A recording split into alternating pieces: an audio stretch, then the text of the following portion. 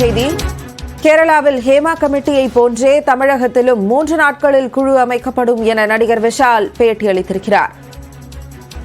கேரளாவில் Hema committee report வெளியானதிலிருந்து Kerala திரையுலகமே சிக்கலில் இருக்கிறது. அதுபோல் தமிழகத்திலும் தற்போது புதிய குழு அமைக்கப்படும் என நடிகர் விஷால் கூறியிருக்கிறார். அண்மை செய்தியாக பார்த்துக் கொண்டிருக்கிறோம்.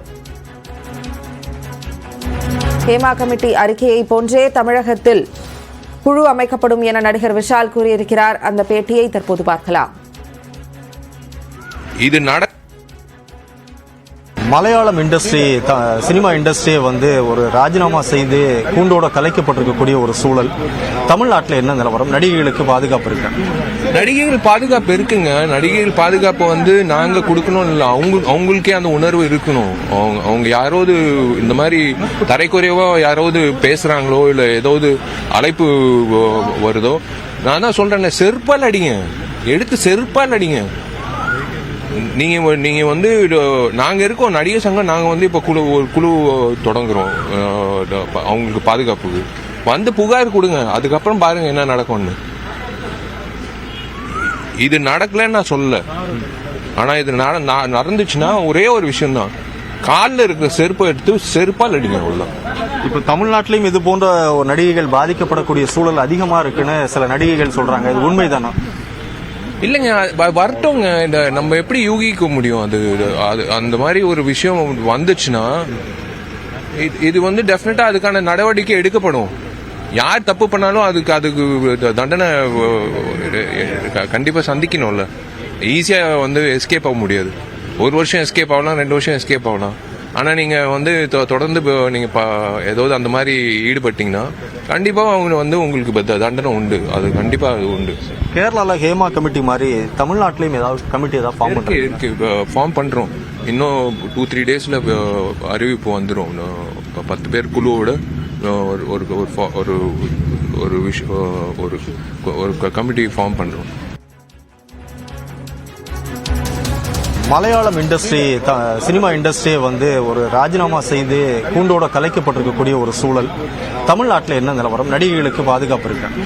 நடிகைகள் பாதுகாப்பு இருக்குங்க. நடிகைகள் பாதுகாப்பு நாங்க கொடுக்கணும் இல்லை, அவங்களுக்கே அந்த உணர்வு இருக்கணும்.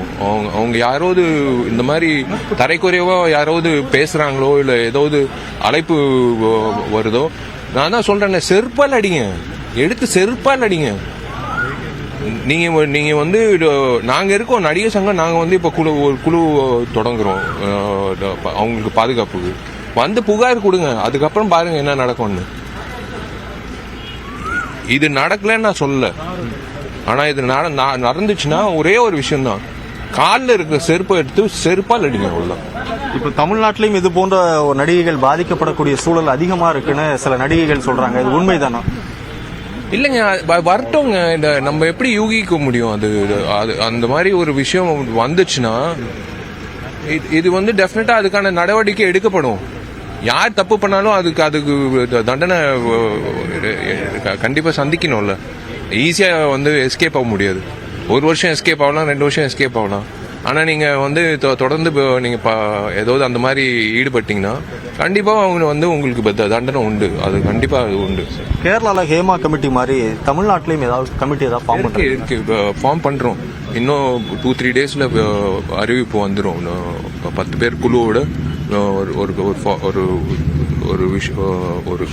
ஒரு கமிட்டி ஃபார்ம் பண்றோம். விவகாரம் குறித்து கூடுதலாக விவாதிப்பதற்காக நம்மோடு தன்யா ராஜேந்திரன், மூத்த பத்திரிகையாளர், இணைப்பில் இருக்கிறார். அவருடன் பேசுவோம். தன்யா, வணக்கம். குறிப்பாக திரைத்துறையில் பாலியல் தொல்லைகள் அதிகரித்திருக்கிறது, அதுவும் தமிழகத்திலும் நிறைய இருக்கிறது அப்படிங்கிற மாதிரியான தொடர் கருத்துக்கள் வெளிவந்த வண்ணம் இருக்கிறது ஹேமா கமிட்டி ரிப்போர்ட்டிற்கு அப்புறம். இங்கே தமிழகத்தில் என்ன நிலவரம்? இதற்கு சரியான நடவடிக்கையாக என்ன இருக்கும்னு நினைக்கிறீங்க? இல்ல, நான் இப்ப விஷாலோட பேட்டி கேட்டிருந்தேன். அதுல 2 விஷயம் சொல்லிதான் ஆகணும்.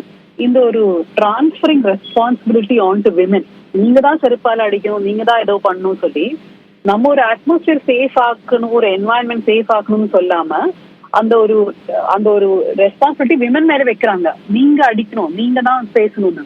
இதெல்லாம் ஒரு பவர் ஸ்ட்ரக்சருக்குள்ள இருக்கிற ஒரு இண்டஸ்ட்ரியில இங்க ரொம்ப ரிஜிடான பவர் ஸ்ட்ரக்சர்ஸ் இருக்கு. ஃபார் எக்ஸாம்பிள், ஒரு பவர்ஃபுல்லான ஆக்டர், டைரக்டர், ப்ரொடியூசர் ஏதாவது ஒரு பாலியல் தொல்லை பண்ணிக்கலாம். அது எப்படி ஒரு பெண் அவங்கள ஏதோ செருப்பால அடிச்சோ இல்ல அவங்கள ஸ்லாப் பண்ணியோ வெளியே வரும்னு அவங்களுக்கு அந்த ஒரு இண்டஸ்ட்ரியில வேற சான்சஸ் கிடைக்குமா? எவ்வளவு பயம் இருக்கு ஒரு பெண்ணுக்கு இதை பத்தி பேசும்போது இல்ல இதை ரியாக்ட் பண்ணும்போது. அப்ப இது அவ்வளவு ஒரு நான் என்ன சொல்றேன், எவ்வளவு ஈஸியா நீங்க செருப்படுத்த அடிங்கன்னு சொல்ற மாதிரி ஒரு விஷயம் கிடையாது. ரெண்டு, அவங்க சொல்றாங்க ஏதோ ஒரு 10 மெம்பர் வச்சு அவங்க ஒரு குழு பண்ணிருப்பாங்கன்னு. ஹேமா கமிட்டின்றது ஒரு குழு எல்லாம் கிடையாது. அது கவர்மெண்ட் செட்டப் பண்ணிய ஒரு former high court justice judge head பண்ணி ஒரு அதுல ஐஏஎஸ் ஆபீசர் இருக்காங்க, ஒரு ஆக்டர் இருக்காங்க. அது ஒன்றும் அப்படி ஒரு இன்டர்னல் குழு கிடையாது. இப்போ ஃபார் எக்ஸாம்பிள் AMMA இந்த நடிகர் சங்கத்தோட ஒரு இக்குவாலண்ட் இருக்கு இல்ல கேரளாவில, அது அசோசியேஷன் ஆஃப் மலையாள மூவி ஆர்டிஸ்ட். அவங்க பண்ணி ஒரு குழு கிடையாது ஹேமா கமிட்டி. ஹேமா கமிட்டி அந்த கவர்மெண்ட் அப்பாயிண்ட் பண்ண ஒரு கமிட்டி. அதனால விஷால் என்ன சொல்றாங்கன்னு எனக்கு கரெக்டா புரியல. அவங்க ஏதோ குழுவை பத்தி பேசுறாங்க, ஆனா இந்த மாதிரி டிசிஷன்லாம் கவர்மெண்ட் லெவல்லயே எடுக்கணும். இப்போ கேரளா கவர்மெண்ட்டுக்கு எதுக்கு கிரிட்டிசிசம் கிடைக்கிறாங்க? அவங்க ஒரு கமிட்டியை தான் ஃபார்ம் பண்ணாங்க, கமிஷனை ஃபார்ம் பண்ணல. ஒரு கமிஷன் ஃபார்ம் பண்ணிச்சுன்னா அதுக்கு ஜுடிஷியல் பவர்ஸ் இருக்கும். ஆனா அவங்க ஒரு கமிட்டியை ஃபார்ம் பண்ணி இதை ஒரு ஸ்டடி ரிப்போர்ட் ஆக்கிட்டாங்க. இப்போ ஒரு கமிஷன்னா அது முன்னாடி வந்து 10 பெண்கள் பேசுனாங்கன்னா அந்த கமிஷனுக்கு ஜுடிஷியல் பவர்ஸ் இருக்கும், அந்த ஆண்கள் மேல கேஸ் எடுக்கலாம். ஆனா அது பண்ணாம ஒரு கமிட்டியை ஃபார்ம் பண்ணி அதை ஸ்டடி ரிப்போர்ட் ஆக்கி 5 வருஷம் அந்த ஸ்டடி ரிப்போர்ட்டை யாரையும் காணிக்காம வச்சுட்டாங்க கேரளா கவர்மெண்ட். அப்ப இனி தெலுங்கானா, தமிழ்நாடு எந்த கவர்மெண்ட் ஆயிருந்தாலும் அவங்க இந்த மாதிரி ஏதாவது பண்ண போறாங்கன்னா இந்த கேரளா கவர்மெண்ட் பண்ணிய தப்புகள்ல இருந்து அவங்க கத்துக்கணும். ஃபார் எக்ஸாம்பிள் கமிஷன் இல்லாம கமிட்டி வைக்கிறது, கமிட்டி ரிப்போர்ட் 4 வருஷம் ரிலீஸ் பண்ணாம இருக்கிறது. அப்ப அதுல இருந்து ஒரு லெசன் இருக்கு. ஆனா அவங்க பண்ணியது ரொம்ப இம்பார்ட்டன்டான வேலை தான். அந்த கமிட்டியை ஃபார்ம் பண்ணது இம்பார்ட்டன்டான வேலை தான். அதுக்கப்புறம் நடந்துதான் பிரச்சனை.